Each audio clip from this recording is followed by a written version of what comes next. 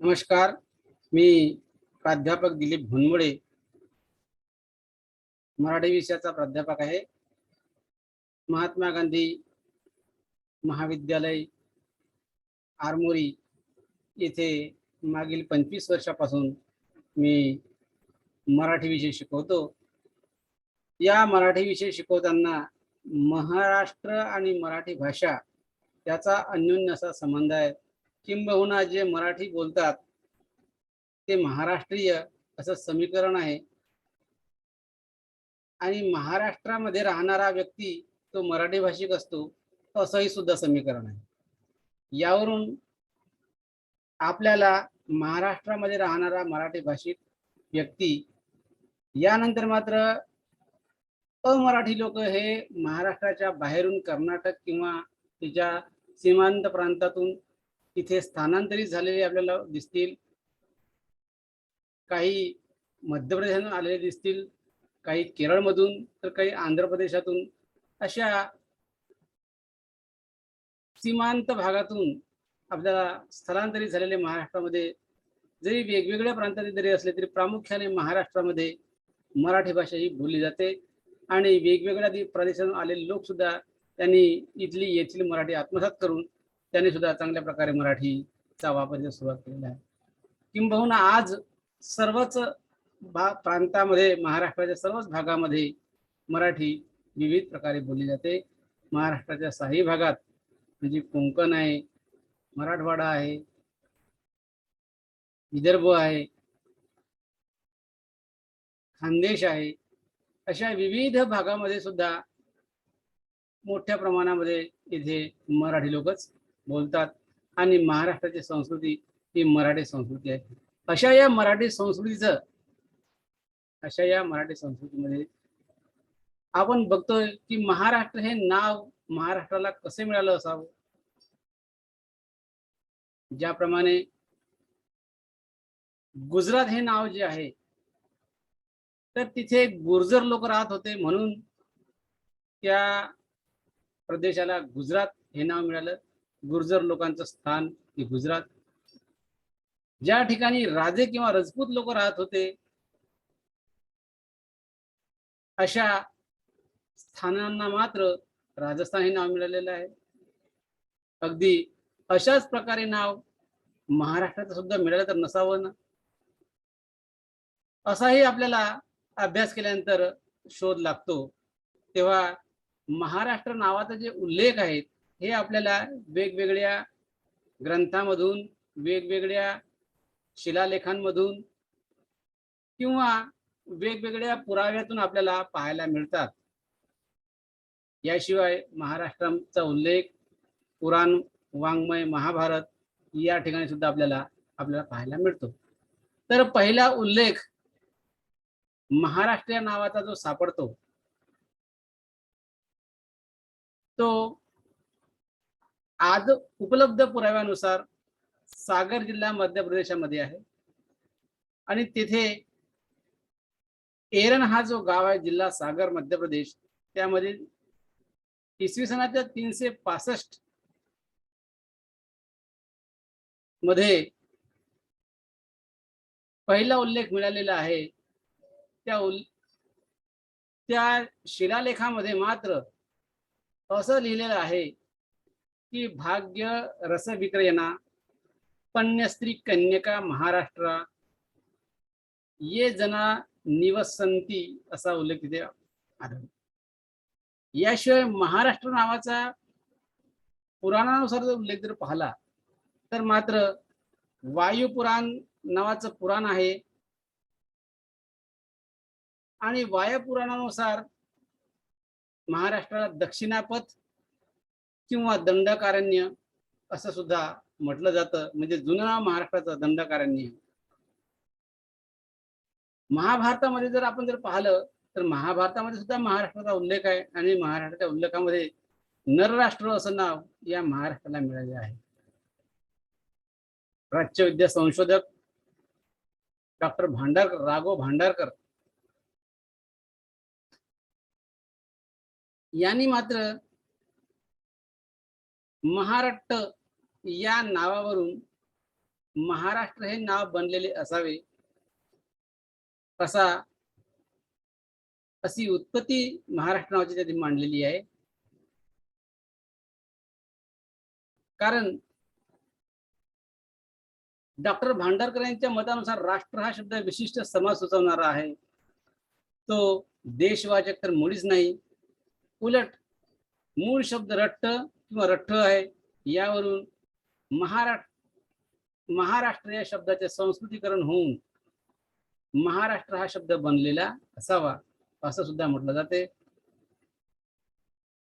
पाली वाङ्मयात किंवा प्राकृत वाङ्मयामध्ये आपण पाहिलं तर संस्कृत महाराष्ट्र या शब्दाचा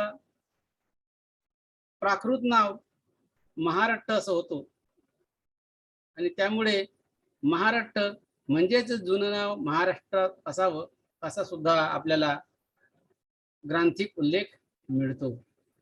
याशिवाय महामहोपाध्याय इतिहास तज्ञ डॉक्टर वी.का. राजवाडे यांच्या मतानुसार मात्र महाराष्ट्राचा वसाहतकालीन म्हणजे सगळ्यात पुराणा जो उल्लेख आहे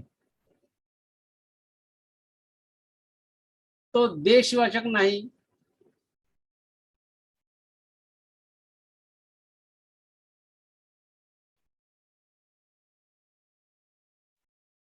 तर महाराष्ट्र म्हणजे इंद्र किंवा भूपती यावरून राजा ज्या भूमीवरती राहतो, ज्या भूमीवर तो राज्य करतो त्याला राष्ट्र म्हणतात. यावरून महाराज्य म्हणजेच या भूमीला महाराष्ट्र असं नाव पडलं असावं असं वी.का. राजवाडे म्हणतात. तर जॉन विल्सन नावाचे पाश्चात्य अभ्यासक आहेत. त्यांनी सुद्धा भारतामध्ये येऊन भारताच्या संस्कृतीचा अभ्यास केला आणि त्यामध्ये महाराष्ट्र हे नाव महाराष्ट्राला कसं मिळालं असावं यामध्ये त्यांनी आपली उत्पत्ती मांडलेली आहे. आणि त्या उत्पत्तीमध्ये ते सांगतात की महाराष्ट्र या प्रदेशामध्ये महार नावाची जात आहे आणि ती या प्रदेशाची मूळ रहिवासी आहे. यावरून महारांचे राष्ट्र ते महाराष्ट्र असे महाराष्ट्राचे नाव पडले असावे असं जॉन विल्सन म्हणतात. श्रीधर व्यंकटेश केतकर यांनी सुद्धा जॉन विल्सन यांच्या मताला दुजोरा दिलेला आहे आणि त्यानुसार ते असं म्हणतात की गुर्जरांचे राज्य ते गुजरात, राजस्थानचे राजे लोक ज्या प्रदेशात राहतात ते राजस्थान, यावरून महारांचे राष्ट्र ते महाराष्ट्र असं नाव पडलं असावं असं श्रीधर व्यंकटेश केतकर हे इतिहासकार आणि संस्कृती संशोधक आहेत. शंभा जोशी नावानी यांनी मात्र मरहट्ट हा जो शब्द आहे महाराष्ट्रापासून महारट्ट आणि मरहट्ट असा शब्द बनला, परंतु मरहट्ट हा शब्द मात्र कानडी आहे किंवा कर्नाटकी आहे आणि या शब्दावरून महाराष्ट्र हे नाव मिळाले ते सांगतात. कारण मर म्हणजे झाड आणि हट्ट म्हणजे प्रदेश, यावरून मरहट्ट म्हणजे झाडीचा प्रदेश, महाराष्ट्राला झाडी मंडळ असे सुद्धा आहे. यावरून झाडी मंडळ म्हणजेच प्रदेश महाराष्ट्र होय. याशिवाय आणखी मात्र भौगोलिक दृष्ट्या आपण बघतोय की महानुभाव वाङ्मयामध्ये रुद्धिपूर महात्म्य या ग्रंथामध्ये बिंब नावाचे कवी आहेत. त्या कवींनी मात्र रुद्धिपूर महात्म्य या ग्रंथामध्ये मांडणी करून ठेवली महाराष्ट्राची भौगोलिक, आणि त्यामध्ये असं म्हणतात की विंध्याद्री पासून दक्षिण दिशेशी, कृष्णा नदी पासून उत्तरेशी, झाडी मंडळापासून पश्चिमेशी महाराष्ट्र बोलीजे. अर्थात विंध्य पर्वत जो आहे त्या विंध्य पर्वताच्या दक्षिण दिशेला आणि कृष्णा नदीच्या उत्तरेला आणि झाडी मंडळ, ज्या झाडी मंडळाला चंद्रपूर किंवा भंडारा, गडचिरोली जिल्हा या भागातील प्रदेशाला झाडी मंडळ असं म्हटलं जातं. आणि या झाडी मंडळापासून पश्चिमेशी म्हणजे बघा चंद्रपूर, भंडारा, गडचिरोली या जिल्ह्याच्या पश्चिम दिशेला जो भाग आहे, इतकंच नाही तर कृष्णा नदीच्या उत्तरेला जो भाग आहे, विंध्य पर्वत जो मध्य प्रदेशामध्ये आहे, आणि त्या मध्य प्रदेशापासून दक्षिण दिशेला जो भाग येतो, सीमांत भाग येतो, तो भाग म्हणजेच झाडी मंडळ होय. आणि चक्रधर स्वामींनी सुद्धा असं म्हटलेलं आहे की कानड देशानं वचावे, तेलंग देशानं वचावे, महाराष्ट्री असावे, असं त्यांनी म्हटलेलं आहे. म्हणजे तेलंग म्हणजे छत्तीसगड, आंध्र प्रदेश या देशात जाऊ नये, त्याचप्रमाणे कर्नाटक किंवा केरळ या देशामध्ये सुद्धा जाऊ नये, तर महाराष्ट्र हा फारच पवित्र अशी भूमी आहे, म्हणून महाराष्ट्रामध्येच राहिलं पाहिजे, असं चक्रधर स्वामींनी सुद्धा आपल्या शिष्यांना सांगितलं आहे. आणि शिष्यांनी लीलाचरित्र नावाच्या ग्रंथामध्ये ते त्यांचं म्हणणं संकलित करून ठेवलेलं आहे. याशिवाय महाराष्ट्र हे नाव आपल्याला आणखी उपलब्ध आहे. ते उपलब्ध असलेल्यापैकी काही ताम्रपट, काही भोजपत्र, काही ताडपत्र, तर काही पोथ्या यामध्ये त्यांचे जुने उल्लेख आहेत. वायुपुराण यामध्ये आपण आधीच पाहिलेलं आहे की वायुपुराणामध्ये दंडकारण्य असं नाव म्हटलेलं आहे, किंवा दक्षिणापथ हे नाव आहे. महाभारतामध्ये नरराष्ट्र असं म्हटलेलं आहे. अगदी वृद्धिपूर महात्म्य यामध्ये सुद्धा महाराष्ट्रीय माणूस मराठी बोलतो असं म्हटलेलं आहे. तर अनेक ठिकाणी मिळालेले ताम्रपट, भोजपत्र, ताळपत्र यातील पुराव्यानुसार इसवी सन 680 आणि शके 602 मध्ये ताम्रपटात साम्राज्य, पृथ्वी,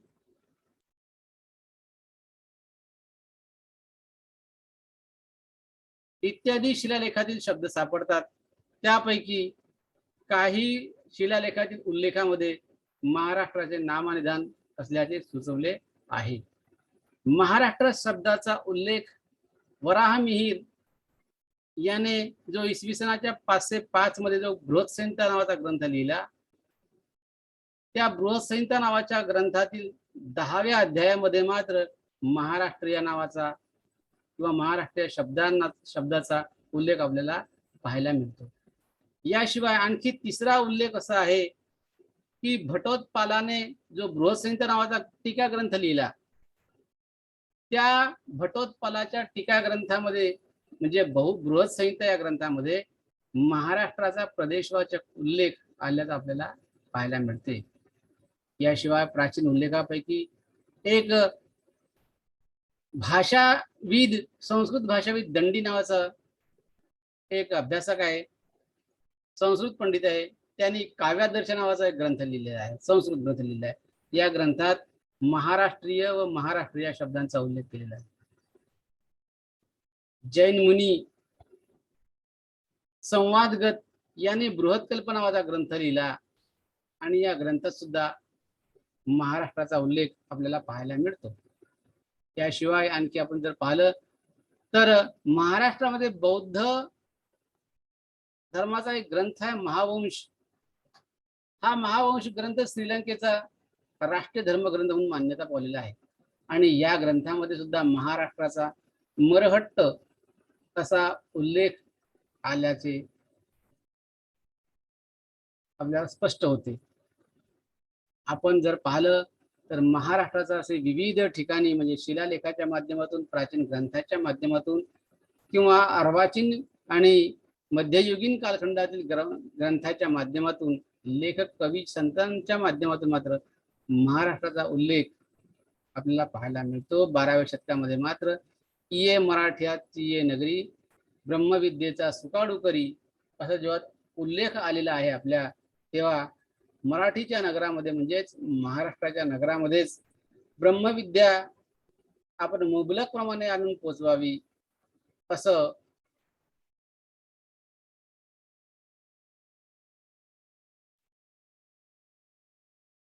ज्ञानेश्वरांना वाटलं आणि त्यांनी या अर्थाने ज्ञानेश्वरीमध्ये उल्लेख केलेला आहे.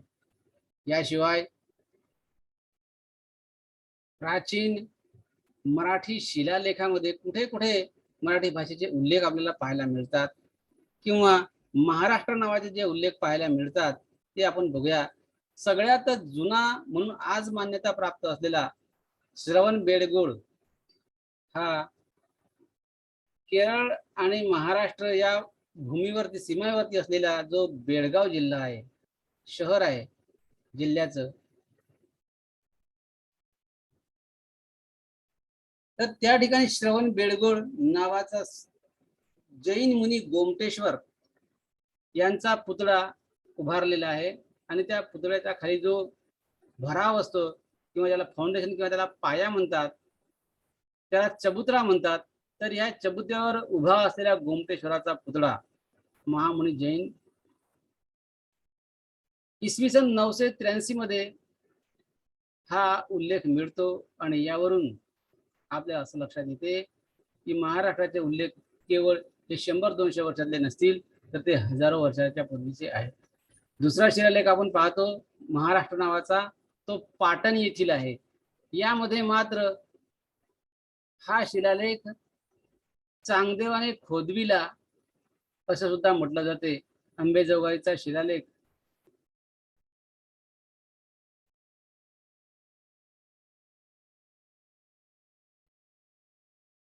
अंबेजोगाईचा शिलालेख आहे आणि त्या शिलालेखामध्ये शके 1150 ते 1228 या कालखंडातील हा लिहिलेला शिलालेख आहे आणि खोलेश्वर राजाने हा अंबेजोगाईचा शिलालेख लिहिलेला आहे.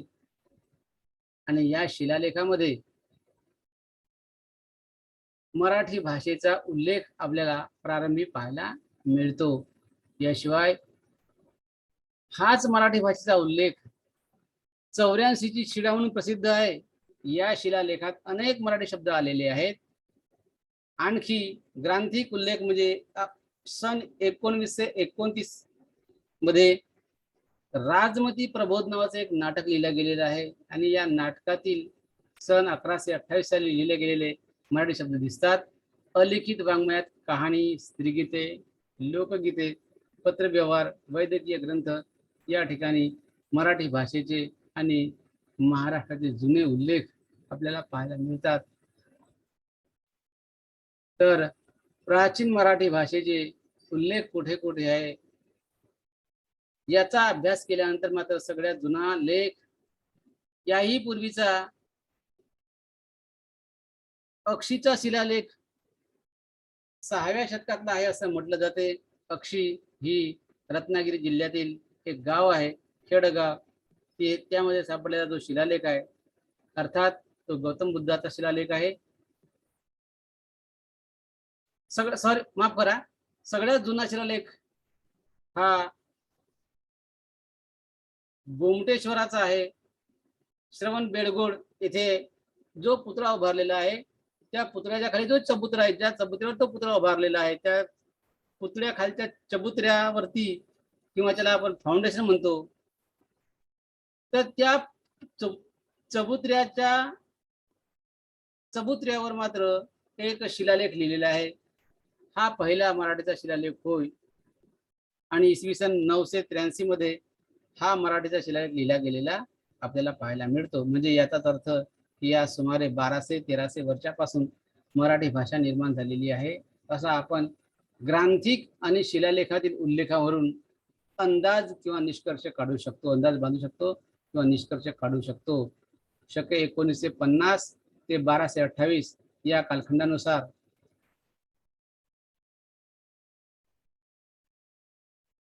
शिलालेख हा या कालखंडाचा असून खोलेश्वर राजाने खोदविला होता. त्याशिवायच नेवासे येथील शिलालेख सुद्धा आपल्याला आज उपलब्ध मिळालेला आहे. नेवासे म्हणजे ज्ञानेश्वरांनी ज्या ठिकाणी खांद्याला टेकून ज्ञानेश्वरी लिहिलेली आहे असं म्हटलं जाते, ते नेवासे हे जे गाव आहे या गावात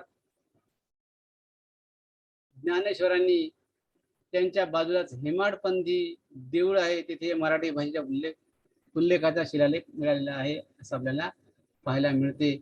याशिवाय पंढरपूरचा शिलालेख ही 84ची शिळा म्हणून प्रसिद्ध आहे. या शिलालेखात अनेक मराठी शब्द सापडलेले आहेत. सगळ्यात जुना जर आपण मराठी भाषेचा उल्लेख असल्याचे आपण जेव्हा शब्द पाहतो तर त्या ठिकाणी गाथा सप्तशती नावाचा इसवी सनाच्या पूर्वी दुसऱ्या तिसऱ्या शतकामध्ये झालेला हा गाथा सप्तशती आज मात्र उपलब्ध आहे. आणि या गाथा सप्तशती या हाच ग्रंथ मराठी भाषेला राजभाषेचा दर्जा देऊ शकतो. पण आलेल्या उल्लेखावरून महाराष्ट्र हे जे नाव आहे हे शके 1500 नंतर आपल्याला अनेक भाषेचे आणि अनेक लेखांची लिहिलेले पुस्तक उपलब्ध आहेत. आणि त्या उपलब्ध असलेल्या ग्रंथाच्या अध्ययनातून मात्र आपल्याला असा निष्कर्ष करता येतो. याशिवाय मानसोल्लास नावाचा एक ग्रंथ, राजमती प्रबोध या नाटकामध्ये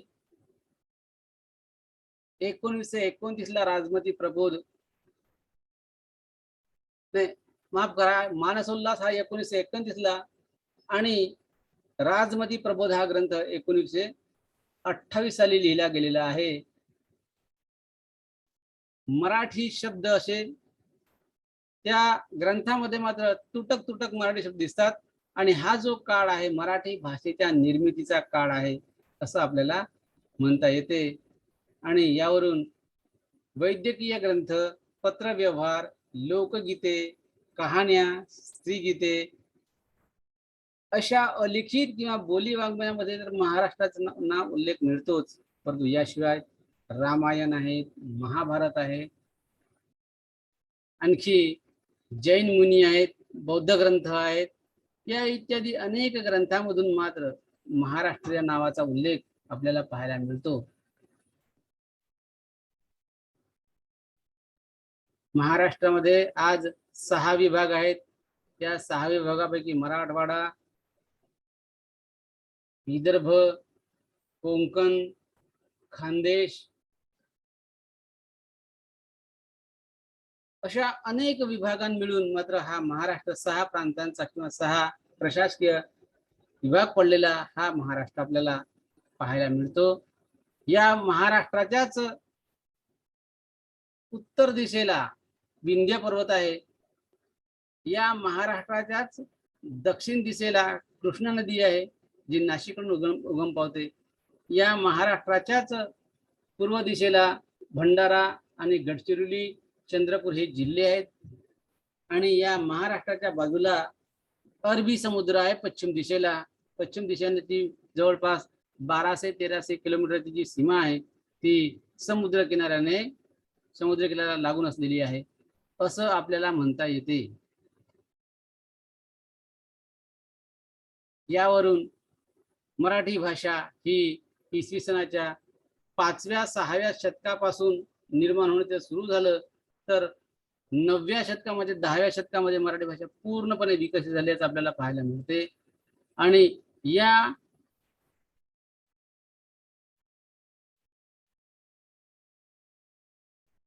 आणि या अशा शब्दांवरून, या अशा उल्लेखांवरून महाराष्ट्र हे नाव कसे मिळालेले आहे आणि महाराष्ट्राची ही तर संतांची भूमीच आहे. आणि या संतांच्या भूमीमध्येच या इथल्या बहुसंख्य लोकांना, बहुजन समाजाला शिक्षणापासून, सोयी सवलतींपासून इतकंच नाही तर ज्ञान ग्रहण करण्यापासून वंचित केलं गेलं होतं. कारण यांना अतिक्षुद्र किंवा नीच असा शब्द मानून त्यांनी स्पर्श केलेली प्रत्येक वस्तू ही नीच ठरत असते असं त्यांचं मत होतं. आणि याच कालखंडामध्ये त्यांनी आपले ग्रंथ पकडलेले किंवा ग्रंथ निवडलेले आहेत. याशिवाय प्राचीन काळामधले जे उल्लेख आहेत ते मात्र आपण जेव्हा पाहतो तेव्हा श्रवण बेळगोळ आहे, पाटणचा शिलालेख आहे, नेवासेचा शिलालेख आहे आणि पंढरपूरचा शिलालेख असे 5-6 ठिकाणी लिहिलेले शिलालेख आहेत. आणि या सगळ्या शिलालेखांमधून जवळजवळ 30 ते 35 या वयोगटामध्येच या